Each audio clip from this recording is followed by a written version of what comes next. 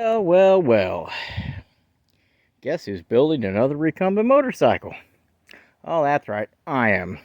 You know why I'm building another recumbent motorcycle? Well, because I have a disease called motorcycle building. And my buddy John was so impressed by my buddy Eric's bike that I built for him, he said, I want one. So, I came across a vintage 1975 Honda CL360. And it wasn't worth trying to restore or put back together. So, and nothing's sacred to me. So we needed a front end with a title and a rear wheel, and that's what we got. I wanted to make this a little different than Eric's frame, and it definitely does look different up front from the supports. And Eric's frame's got round tubing on it and much bigger wheels with the Triumph, and this thing doesn't weigh anything, so you might actually be able to hold. So I tore off we didn't need the RPM gauge, so we went ahead and, rather I went ahead because nobody else here. Put that right there because I think I want it pretty clean where the handlebars are. I'm gonna build a mount and obviously get the headlights and turn signals on. This bike has drums, front and rear. It shouldn't be too bad because the bike's light and John don't weigh anything, so that's probably a good thing. Blown fork seals, something he's gonna have to look into.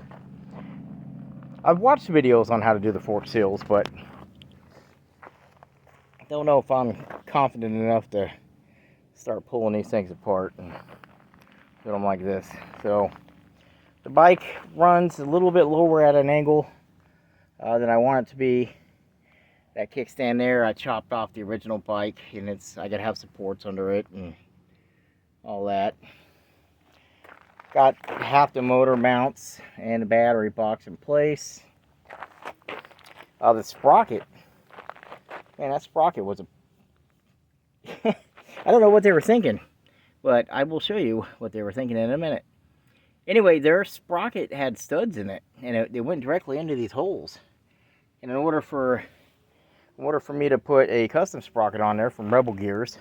Oh yeah, if any of you guys ever need sprockets made for any bike, as long as it's in their system, they will cut you out.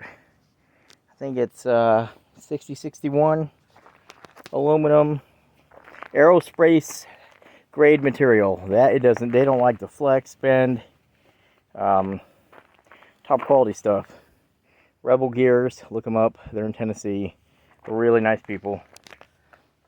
Anyway, back here we got the rear turn signal mounts and tail light holes and the license plate bracket. I'm going to run supports from the corner of this piece down here just to have. He wants a box. Down here, I'm going to have to weld a little bar to keep that drum from rotating. And this gas tank he got Amazon or eBay, but it already came painted, and it was 80 something bucks minus the petcock. So I want to meet the guy who decided to name the fuel shutoff valve a petcock. I'm curious about that. Anyway, yeah, this is a Honda, old school Honda 250 Rebel clone tank, and I've looked this thing over. It's pretty freaking solid for the money. I got the back mount welded. I don't have the parts to do the front mount yet, so just stuffed a little duct tape in there. And other than that, let me show you guys that sprocket. So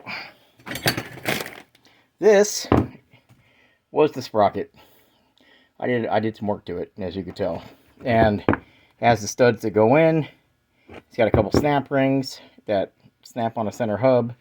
So this is an example. I got a bunch of these that I got from Rebel Gears for different bikes, but this came off my YZF 600 R, and it has a perfect, a big enough circle to where I could drill smaller holes in here all the way around to get 4 bolts in there and still get it the nuts on those studs there. But that took a long time for me to do that with the grinder, but it's done. So, all right, guys, short video. Don't want to run my mouth forever, and